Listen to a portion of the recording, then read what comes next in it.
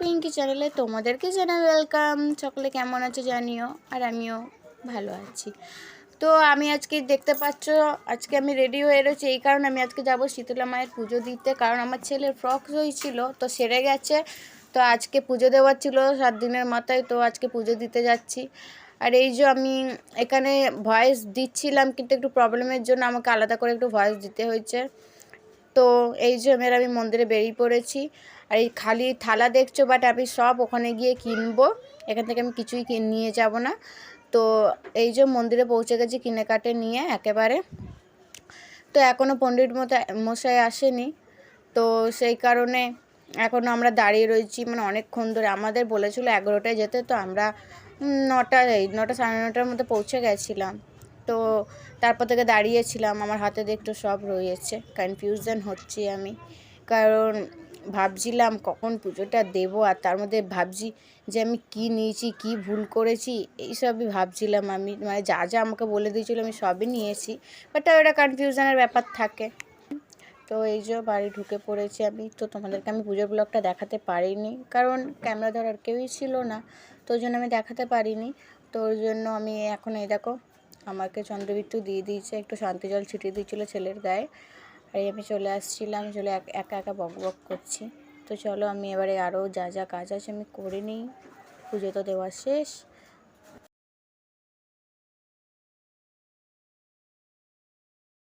আমরা পুজো করে চলে এসেছি।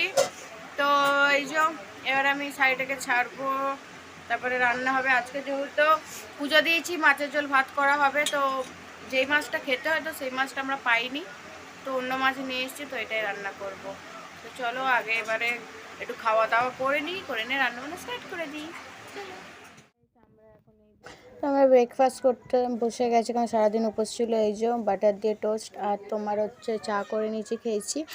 ছেলেকে ওইদিকে খেতে দিয়ে দিয়েছিলাম। তো যেহেতু এত দেখছো পাউরুটি অনেকজনই ছিলাম, খাচ্ছিলাম। তো তারপরে ফাইনালি এবার ছেলেকে একটু ফল কেটে দিলাম, ওকে গুছিয়ে খাচ্ছে। ওর শরীরটা প্রচণ্ডই খারাপ, ও খাচ্ছিল ফলটা। তার সাথে আমার মেয়েও বসে পড়েছে খেতে।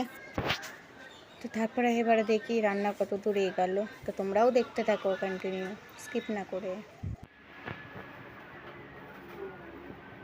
খেলছিস মাম্মা? ও নিয়ে কাপড়গুলো মেল তাড়াতাড়ি। আর এত গরম লাগছে, তো মনে হচ্ছে একটু পাখা দিও। এই পাখাটা চালাইনি, কোনো হাওয়াই পাচ্ছি না, এর জন্য দেখো শাসা করে নিশ্চয়ই আওয়াজ পাচ্ছ তোমরা।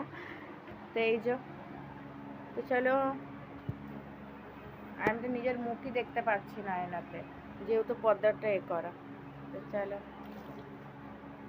পুরো খেতে বসে পড়েছি। এই যে এই ডালটা সরা, ও এটা ডাল, আচ্ছা ডাল, হলুদ ছাড়া ডাল, মাছ ভাজা, ভাত। এটা কি মাছ রে? চুনো মাছের কি এটা জানি না। হ্যাঁ ও তোরটা দেখাবো, আচ্ছা তোমারটা দেখিয়েছি, তুমি খাও। আর এটা হচ্ছে কাতলা মাছের ঝাল। এটা কি রে? কি মাছ? খিদে পেয়েছে রে, খাওয়া রে। দাঁড়াও না, পোনা মাছের ঝোল। চলো আমরা যে শাক ভাজি, চলো আমরা খাওয়া দাওয়া স্টার্ট করি, প্রচন্ড খিদে পেয়েছে। খাওয়া দাওয়া করে তোমাদের সাথে আমি দেখা করছি।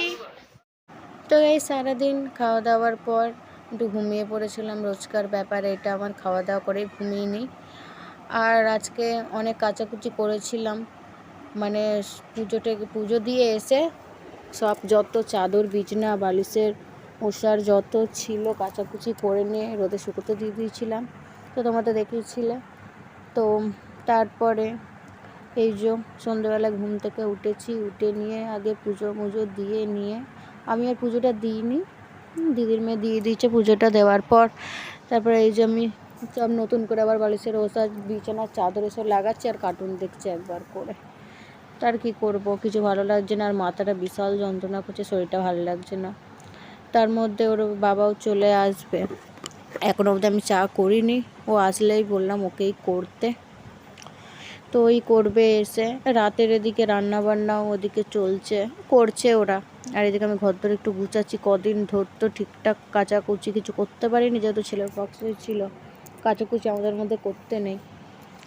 তার এদিকে দেখো ছেলে মেয়েরা সব খেলাগুলি করছে, আমার মেয়ে এসে তো চিল্লাচ্ছে আমাকে দেখে, ঠিক আছে।